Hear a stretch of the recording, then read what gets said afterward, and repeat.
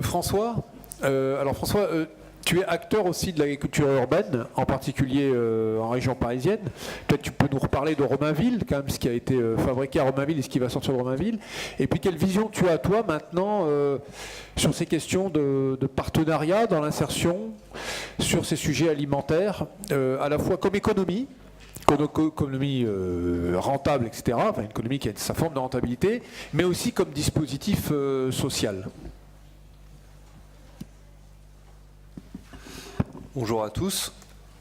Je suis très honoré d'avoir été invité par le réseau Cocagne à participer à ce débat. J'avais pas tout à fait capté qu'on serait 3 hommes sur la scène. Je pense que je vais me faire engueuler en rentrant chez Baluchon, parce que normalement on n'accepte pas de participer à des conférences non paritaires, mais bon, on va dire que la journée était paritaire. Oui, mais c'est intergénérationnel. D'accord, ok, on joue l'intergénérationnel. C'est pas ça, je vais quand même me faire engueuler en rentrant au bureau. Donc merci de ne pas tweeter les féministes de la salle, je vous soutiens. Alors, Baluchon, oui, acteur de l'agriculture urbaine, on l'est, parce que nous on est positionné dans la transition alimentaire, on a choisi la transformation. Et donc de fait, on est à la recherche d'interaction avec tous les paysans et les exploitants qui peuvent nous fournir. Et cette interaction, elle se joue à plusieurs niveaux. Peut-être juste pour resituer. Donc Baluchon, c'est aujourd'hui un écosystème d'entreprises sociales dont le point de départ est effectivement de dire la transition alimentaire, c'est un enjeu pour l'environnement, pour la santé, pour mieux manger, pour mieux vivre, pour la convivialité. C'est un enjeu, c'est aussi une formidable opportunité de développement d'activités économiques et d'activités économiques qui peuvent permettre à des personnes éloignées de l'emploi de se réapproprier leur destin économique et social. Donc ça, c'est le point de départ de la réflexion de Baluchon, qui commence avec une association de préfiguration qui s'appelle À table citoyen, une phase d'incubation avec le soutien d'entreprises sociales, et qui permet de faire émerger l'idée de créer au cœur d'un quartier politique de la ville de Seine-Saint-Denis, dans les anciennes cuisines centrales de la ville, un traiteur solidaire locavore qui va développer des services innovants à partir de produits les plus vertueux possibles. Donc chez Baluchon, il n'y a pas de congélateur. On essaye au maximum de travailler en circuit court sur les appros. On a, après quelques années de bataille, réussi à intégrer des légumes des jardins de Cocagne franciliens dans nos appros, mais sinon on travaille également avec le carreau des producteurs à Rungis. Et le fait de travailler ces produits, c'est bon pour le goût, enfin j'espère que vous avez pu l'apprécier, c'est bon pour la santé et c'est bon pour l'emploi, parce que dès lors que vous travaillez du produit brut, l'intensité en termes d'emploi de votre activité de transformation est beaucoup plus forte.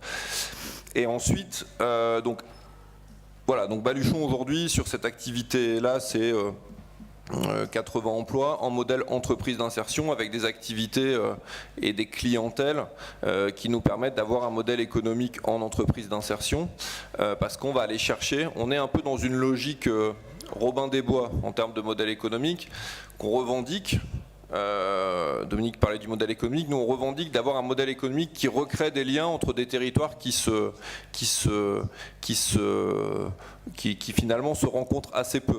Alors c'est le contexte particulier de l'Île-de-France où on a des poches de pauvreté dans un océan de richesse, mais l'idée finalement que un cadre, une grande entreprise de la défense va commander une prestation chez Baluchon qui va créer de l'activité dans un quartier politique de Seine-Saint-Denis et qui va contribuer au maintien de terres agricoles bio, solidaires en Île-de-France, cette idée-là, à travers cette prestation-là, est quelque chose qui nous fait vibrer, et c'est en cela qu'on essaie de travailler sur l'ensemble de la chaîne de valeur, des services innovants, accessibles à des clients solvables, mais qui, à travers la chaîne d'appro, à travers la façon dont ces services et ces produits sont mis en œuvre, permettent d'avoir un impact social sur l'ensemble de la chaîne.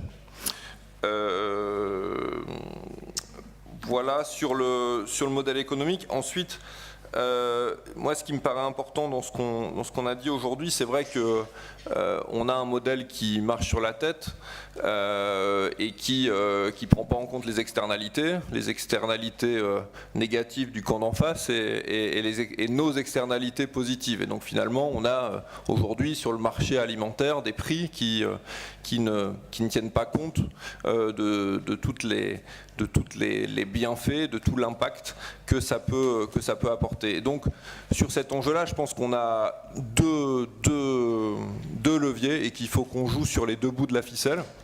Un, effectivement, revendiquer, valoriser ces externalités positives, démontrer qu'elles contribuent aussi à des politiques publiques et défendre ces politiques publiques, et leur réinvention, leur changement d'échelle. Mais en parallèle, je pense qu'on est quand même dans un monde où l'ancien monde a tout à fait compris que les sujets sur lesquels on travaille étaient particulièrement porteurs. Et moi, j'ai pas envie de laisser ces sujets-là à l'autre monde. Et donc, j'ai aucun état d'âme à investir beaucoup. Et Baluchon investit beaucoup en communication, en marketing, pour justement se réapproprier, pour nous c'est ça le SS subversif, c'est s'approprier tout ce qui fait le succès de l'économie capitaliste et très carbonée à des fins subversives de transition écologique et solidaire. Donc ça, je pense qu'il faut qu'on a un vrai sujet. Je sais qu'on a dans notre secteur parfois des pudeurs sur ces sujets-là, mais je pense qu'il faut qu'on soit bourrin. Parce que moi, quand je vois des grandes entreprises ou des start-up tout à fait classiques, marchandes, qui s'approprient les codes de la consommation solidaire, de la consommation collaborative, on peut râler, il faut râler, mais on peut aussi s'inspirer de ces techniques pour favoriser la création de valeur et l'intégration des externalités dans la valeur qu'on produit et qu'on valorise.